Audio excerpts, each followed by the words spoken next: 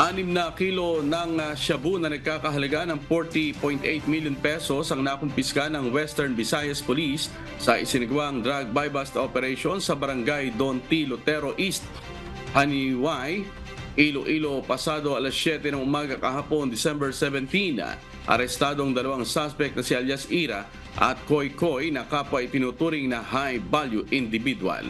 Nahuli ang mga suspect matapos magpanggap na pusher buyer ang isang pulis. Ayon sa mga otoridad, halos 5 buwan na ang operasyon ng mga ito at silang pangunahing nagsusupply ng droga sa Iloilo City at Iloilo Province. Maharap ang mga nahuling suspect sa kasong paglabag sa Republic Act 9165 o Comprehensive Dangerous Drugs Act of 2002.